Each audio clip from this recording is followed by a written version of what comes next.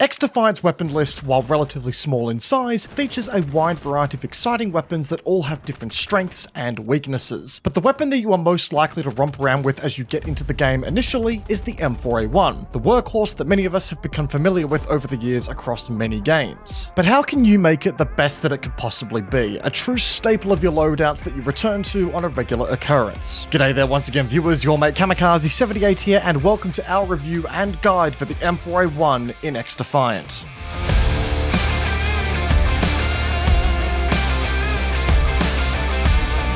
So folks, if you're someone who's caught my weapon reviews for other games in the past, you know that we are about to go on one hell of a ride together here. But a couple of housekeeping items before we get into it today. I've chunked the video up into chapters so you can navigate the video as suits you and the information that you're looking for. This is also going to be my first in-depth review for a weapon in XDefiant to date, so if there's additional stats or other things you'd like to see covered in future content, then please let me know in the comment section down below. But with those matters out of the way, let's dive in and do a quick look over the stats that build up the M4A1 in XDefiant. And as tradition, we're going to start off with the damage model here today. Now, in XDefiant, weapons for the most part have a damage drop-off that occurs on a step-by-step basis across 3 tiers of damage, meaning that the weapon's damage will remain as is until you reach a particular range, taking a step down to the next damage profile, so on and so forth. The M4A1 in this instance carries a maximum damage of 17 per shot out to the 38 meter mark, dropping to a mid damage tier of 16 to the 50 meter mark, and then a minimum damage that drops to 14 from 50 meters and beyond. The M4A1 also carries a 1.4 times headshot multiplier, which leads to a damage of 24, 22, and 20 at those respective ranges. And that also leads us to a neat but material difference in how lethal the M4A1 is at multiple distances. If we take a look at the graphic on your screen now, we can see that the M4 holds a 6 to 8 bullet to kill efficiency for body shots against all targets with 100 HP, or an 8 to 9 bullet to kill efficiency against phantoms, noting that they have their passive faction-based buff of an increased HP by default. However, the moment you start throwing headshots into the mix, we bring that all the way down to a consistent 5-shot kill on 100 HP targets at all ranges, and a 5 to 6 bullet to kill effectiveness against phantoms. And I think it goes without saying here that much like scoring in golf, less is more in the world of first-person shooter games and knocking targets down. The incentive to go for headshots is really pressed here with the M4A1. Now, if we take those damage numbers and attach it to the M4A1's rate of fire of 725 rounds per minute, or 12.08 rounds per second, then we get the time to kills that are on screen currently. Ultimately, this is ranging between 414 milliseconds to 579 milliseconds for body shots against standard targets, and 579 milliseconds to 662 milliseconds for body shots against phantom targets, and maintaining a consistent 331 millisecond time to kill for headshots against 100 HP targets across the board, and only just stretching to 414 milliseconds in a worst case scenario against phantoms. So yeah, if anything here guys, these numbers really go a long way to illustrate the rewards that are to be reaped from some really good crosshair placement with the M4A1. And I mean, yeah sure, the M4A1's baseline time to kill is competitive enough to get you over the line in a straight up gunfight some of the time, but to take both the weapon and your gameplay with it to the next level, headshots are really the way to do it here. Anyway, moving on. Let's take a look at how the M4A1 handles beyond its damage profile. Taking a look at the recoil graph here, this is a representation of the weapon's recoil after a 30 round burst with no recoil compensation from me in place. The spacing of the rings has been taken directly from the practice zone's spray control board as well, just to guide you all on how we've drawn up this point of reference. And I'm not going to lie to you here guys, while XDefiant is known for having some pretty point and click gameplay, the M4A1 sports a pretty mild recoil even by those standards for full auto weapon spray. We have a small yet distinct pull to the right with this weapon's recoil with a more than manageable vertical kick to boot, which means that by the law of opposites, you are going to need to pull down and on the left with your mouse or controller to effectively compensate for the recoil here.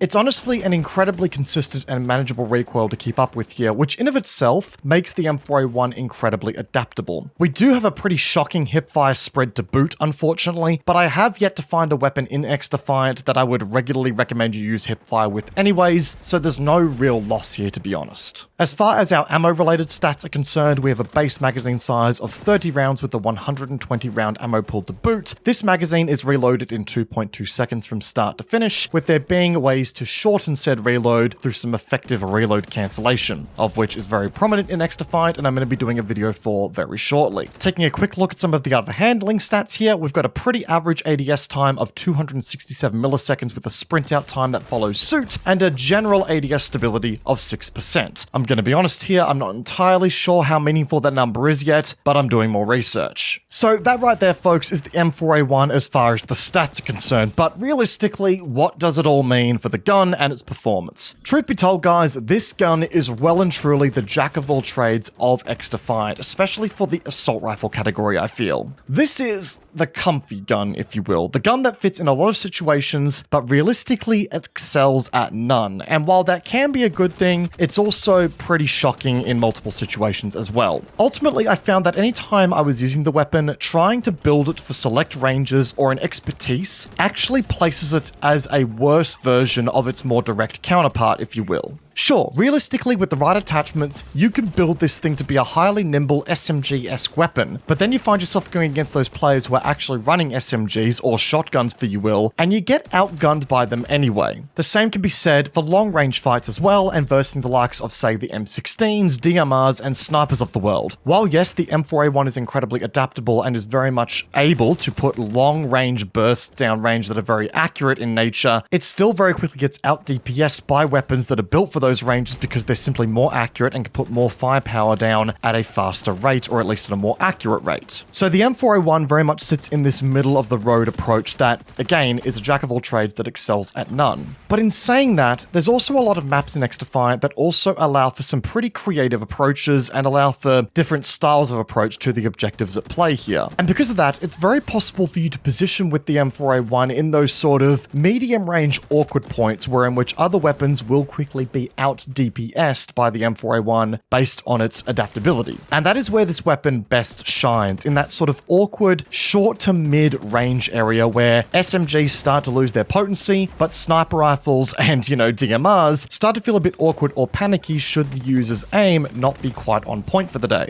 And with the M4A1 as a result, you're never really going to be min-maxing yourself to be the most effective killer on the board. But if you play with the weapon in a slightly more patient way and also rely on getting those headshots, to which, as we said before, really rewards you with some excellent consistency that not many other weapons are greeted with, then ultimately you're going to be handed a very potent weapon as well. So in my view, despite the M4A1 not being a king of any particular engagement range or anything like that, if you need a weapon that's simply easy to pick up and warm up with for a session of gameplay, then the M4A1 fits the bill very confidently here. And thanks to its very adaptable design, it's a gun that you can sort of go back to if you're having a rough session and just sort of play around with in a more patient way and still get some solid results with. So noting all of that, let's take a look at how we can best improve the weapon and turn it into slightly more of a powerhouse where we can here. As it's a jack of all trades weapon, realistically, my go-to here is all about minimizing the surprise element that enemies can throw on you and getting any of that advantage back where you possibly can. So we start off with the lightweight barrel here, which adds some ADS speed and movement speed back to the weapon. It also does reduce our mid and maximum damage ranges here too, unfortunately. But if we turn our minds quickly back to the damage numbers that we went over earlier, especially the headshot damage numbers, we'll note that headshot damage across the board for 100 HP targets at any damage range remains consistently at 5 bullets to kill. So we don't take a huge loss here if you can get your accuracy on point. And to complement making this weapon a bit more mobile here as well, we're going to attach the super light grip, which also improves our ADS speed and our movement speed at the cost of some recoil recovery. But being a full auto weapon where you're not going to be bursting a whole lot, this is not a huge loss for the weapon. I also like to run the quick bag here as well, which improves our reload speed by 15% and also adds 5 bullets to the magazine size here, which in a game like XDefiant where targets do take more bullets to kill, I find to be a huge advantage. And once again, further improving our mobility here slightly, we've got the quick draw grip. Once again, adding some sprint to shoot time back to the equation and some ADS speed back to the equation as well, at the cost of some ADS stability. But once again, in the world of XDefiant, I really haven't found ADS stability to be a huge huge loss unless you're playing with something like a sniper or a DMR, to which this weapon is neither, so the M4A1 really doesn't feel the hit from said ADS stability. Overall, this attachment combination gives us a few benefits at the cost of very few negatives, at least for the playstyle of the M4A1. It improves the ADS speeds by a significant margin, so while you're not improving the outright time to kill of the M4A1 here, you can acquire targets faster, which is a range agnostic improvement here. It ensures that if you are caught by surprise by either an SMG user at close quarters or a sniper at longer distance here, it's going to take you less time to get your sight to eyeline and therefore get bullets downrange faster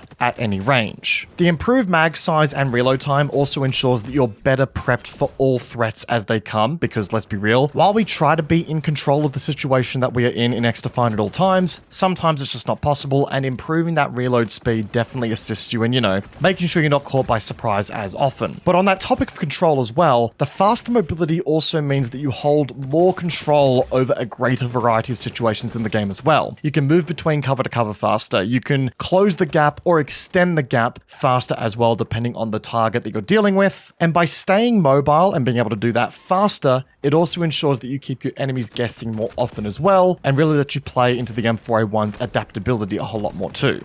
And again, while we do trade some damage over distance for this build here, stretching the effective range of the M4 out into distances where you'd start to feel those losses in damage potency over range will just mean that you're fighting at a distance that's too great for what the M4 is built for anyway. And you'll just simply start getting out DPS by the likes of snipers and DMRs anyway. You'll note that we've done nothing to improve the weapon's recoil in this particular build, and in all honesty guys, I just don't think the M4A1 needs it. It's already an incredibly accurate weapon with basically next to no recoil, and if you're struggling with the weapon's recoil in this particular instance, I'd personally say, no offense, slight skill issue, use this as an opportunity to get better. But that is just one man's view on the M4A1 in this game, guys, and with that, that concludes our guide and weapon review for the weapon here today. If you guys enjoyed today's video, then a backhanding of the like button would go a long way, and I'd really appreciate your support on the video. We're going to be doing a lot more weapon reviews and guides like this in the near future, so if you want to see more content like that, hit the subscribe button to make sure you don't miss a video in the future, and leave a comment down below with the kind of weapon reviews that you would like to see me cover very soon. We're going to get through all of them as best I can in XDefiant, but as always, I'm very keen to hear your thoughts on what we do first. And always, come check us out on Twitch, first link in the video description down below. It would be lovely to have you guys hang out with the community there too. But once again, guys, I hope you enjoyed today's video. Peace out, and I will see you guys all in the next one. Take care, guys. Have a good one.